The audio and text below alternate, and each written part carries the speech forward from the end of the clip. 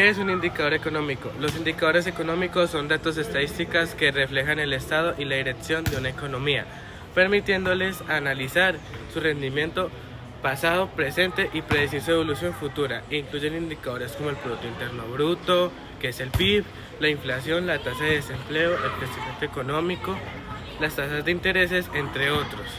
Bueno, aquí vamos a hablar más a profundidad del Producto Interno Bruto, que es PIB.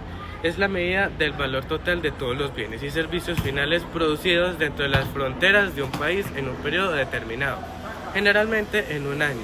Y es un indicador clave para evaluar la economía del Estado, el estado de la economía.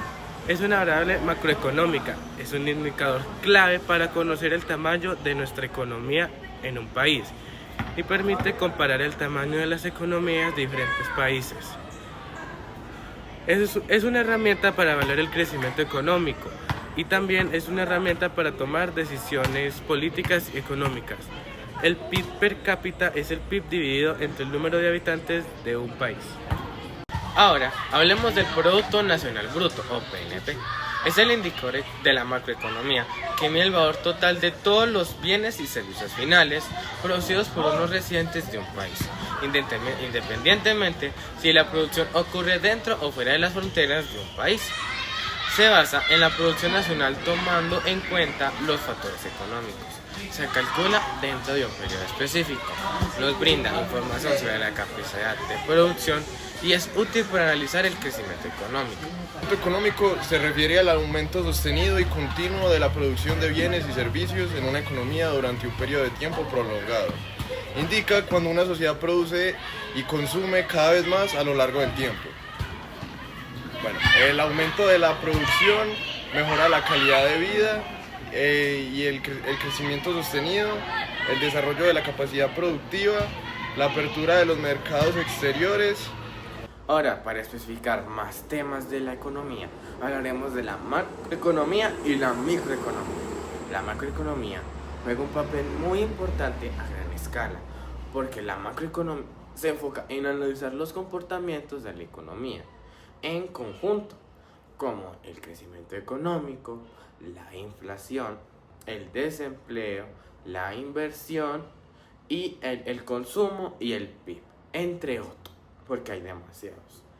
La microeconomía es otra de las ramas de la economía que juega un papel menos importante, porque la microeconomía son las acciones individuales de los agentes económicos, como las empresas y familias, con su interacción en el mercado.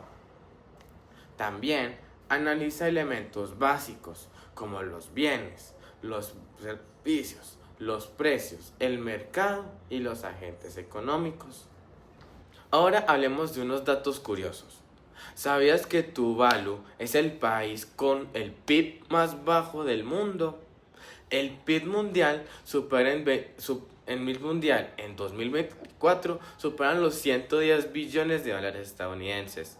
Se proyecta que el PIB mundial supere los 130 billones de dólares en 2028. El PIB no puede medir el bienestar de las personas o los gastos de los recursos naturales. El PIB más alto es el de Estados Unidos.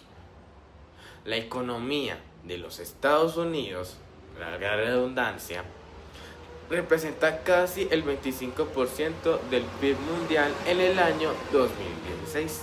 Otros datos curiosos son: un aumento en el PNB puede reflejar un crecimiento económico.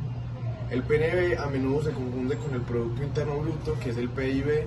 El PNB en los Estados Unidos es el más grande del mundo, esperando a los 25 billones de dólares.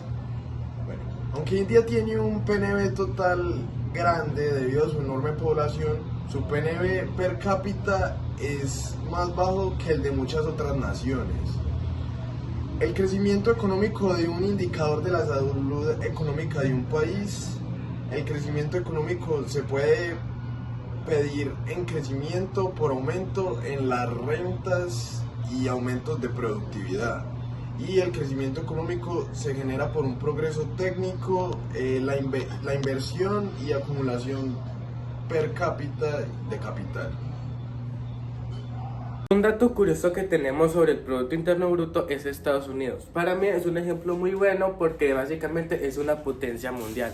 En sus cifras de PIB, al principio del año 2020, que fue la pandemia, todas las peores cifras, pero con un menos 29,9%.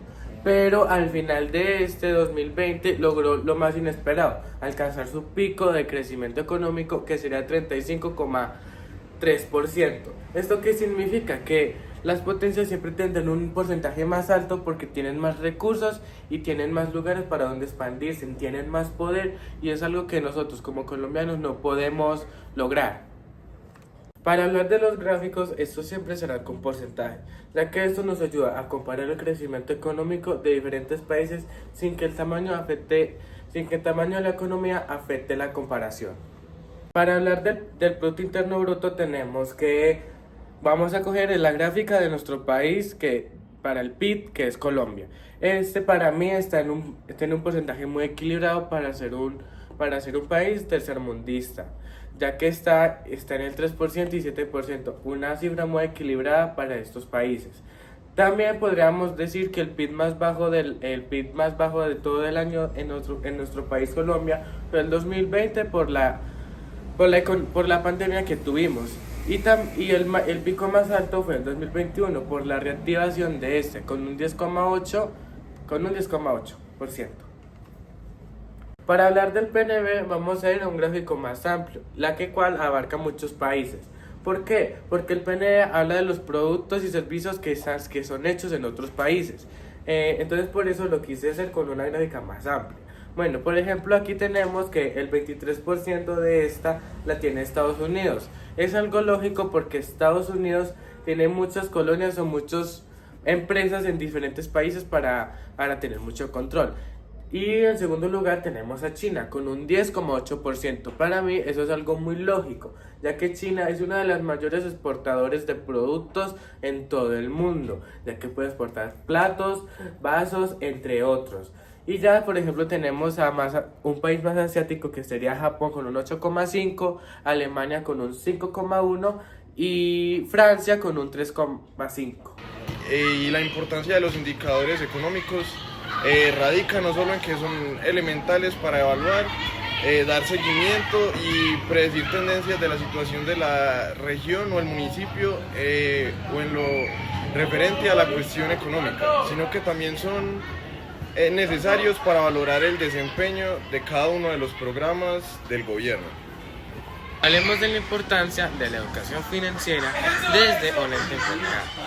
Si empezamos a conocer más a fondo o una temprana edad lo que es la economía, podemos mejorar el manejo de nuestros recursos de manera efectiva o ayudar a la planificación de nuestro futuro para el futuro de nuestros otros, porque la economía es muy necesaria que la aprendamos para que nosotros como estudiantes o personas que queremos salir adelante podamos tener un grandioso futuro.